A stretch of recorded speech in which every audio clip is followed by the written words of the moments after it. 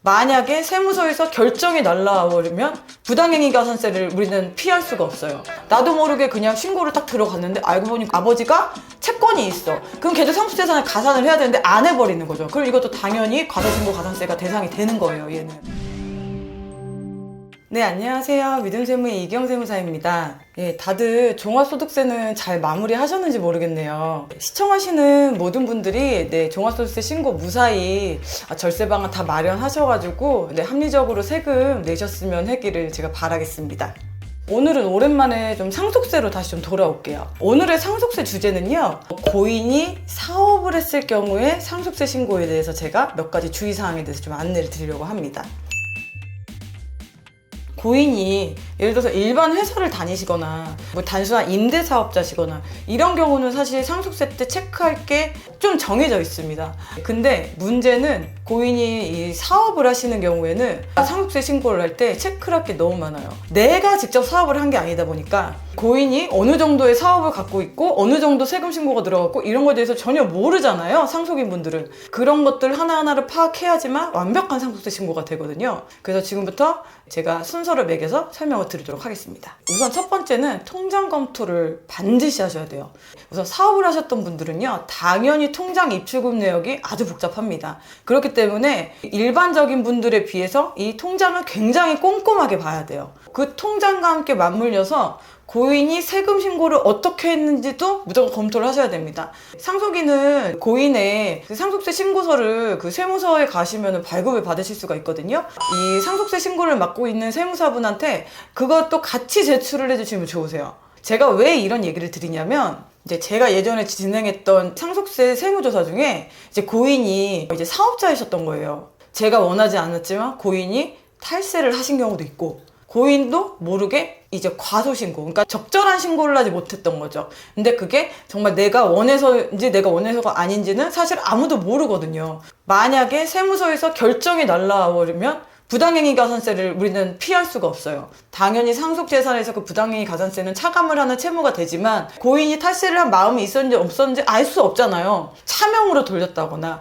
아니면 아예 뭐 계산서를 누락했다거나 정말 이제 고의성이 너무 짙은 경우는 어쩔 수가 없지만 이게 일반적인 과소신고일 가능성도 많습니다. 그렇기 때문에 내가 이거를 파악을 해서 내가 자체적으로 수정신고를 하는 것도 하나의 팁이 될 수 있거든요. 그러면은 가산세가 크게 되는 것도 막을 수 있고요. 물론 과세당국과 입장이 다를 수는 있지만 저는 하나의 가능성을 두고 말씀을 드리는 겁니다. 그리고 또 한 가지는 뭐냐면, 내가 상속세 신고를 할 때 당연히 지금 내가 추가로 납부해야 될 고인의 세금에 대해서는 채무를 빼야 되잖아요. 근데 이걸 파악을 못하면 그냥 내가 채무가 없이 상속재산에 가산을 해서 신고를 해버리는 거죠. 그럼 당연히 상속세는 늘어나 버리는 거고, 나는 나중에 이걸 알았을 때 경정청구라는 게 방안도 있긴 하지만 이게 늦어지는 경우도 있어요. 그러면 되게 애를 먹을 수가 있습니다. 그리고 또 한 가지는 뭐냐면, 가족 사업인 경우에요. 내가 가족에게 월급을 줄 때 사실 4대 보험이 아깝다, 인건비 신고를 굳이 해야 될 필요가 있냐, 이런 식으로 해서 인건비 신고를 없이 가족에게 월급을 이체를 하는 거예요. 근데 이거는 실질적으로 어떻게 보면 사전증여로 빠질 수도 있거든요. 나는 이게 진짜 내가 합당하게 정말 일을 해서 월급을 받은 거고 다만 세금 신고만 안 했을 뿐인데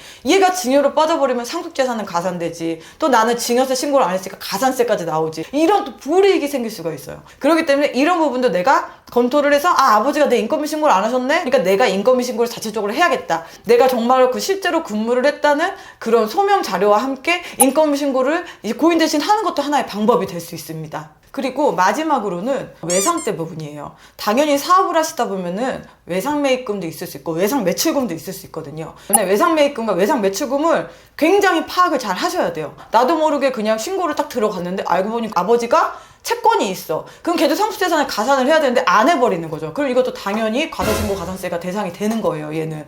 또 반대로 아버지가 누구한테 돈을 줘야 돼. 근데 그거를 모르고 우리는 채무를 안 넣었어. 그러면은 괜히 또 상속세를 더 많이 내는 그런 불이익이 있단 말이죠. 그래서 이런 경우는 어떻게 하냐면은, 거래는 세금계산서나 이런 걸로 이제 거래처를 파악을 하실 수가 있어요. 그럼 그분들에게 이제 부고를 알리는 겁니다. 지금 사망하셨다. 그렇기 때문에 그 부고만 알려도 알아서 계산서 발급이나 이런 걸로 이제 검토를 해서 너 이거 돈을 준 게 맞냐, 내용 내용증명 같은 경우나 이제 그 확인 사살을 좀 하시는 경우도 이제 괜찮고, 당연히 이거는 세무사를 통해서 하셔야 돼요. 아니면 또 내가 이제 채무가 있으면은 당연히 돈 받을 사람이 돌아가셨으니까 돈 안 받아야겠다 이러겠어요? 당연히 아닙니다. 이 사람 분명히 내용증명 날라와요. 그럼 그거 근거로 진짜로 아버지의 빚이 맞는지 이제 다 이제 검토한 다음에 맞으면 그것도 이제 상속재산에서 이제 채무로 빼버리시면 그 상속세 신고가 좀 더 완벽하게 되지 않나 싶습니다. 이제 사업을 영위하셨던 고인의 상속세 신고는요, 일반 분들에 비해서 두세 배는 더 복잡해요. 그렇기 때문에 반드시 세무사분들에게 수임료를 아끼지 않고서라도 꼼꼼하게 해달라고 분명히 꼭 요청을 하셔야 되고요. 만약에 잘못된 신고가 있거나 이런 부분이 있으면은 미리 바로 잡으시면 더 많은 가산세를 덜 내실 수도 있고, 채권이나 채무도 다 파악을 하셔서 완벽하게 이렇게 다 하시면은 내가 굳이 안 내도 돼 상속세 안 낼 필요도 없고, 그리고 바람직하게 신고하고 싶은데 굳이 그 채권 때문에 누락될 필요도 없는 그런 완벽한 신고가 가능해질 것 같습니다. 예. 이거 관련해서는 되게 또 많은 상황과 케이스들이 있기 때문에 관련해서 궁금한 상황이 있으시면은 저희 믿음세무 대표번호로 연락 주시면은 제가 친절하게 응대해 드리겠습니다. 감사합니다. 믿음세무의 이기영 세무사였습니다.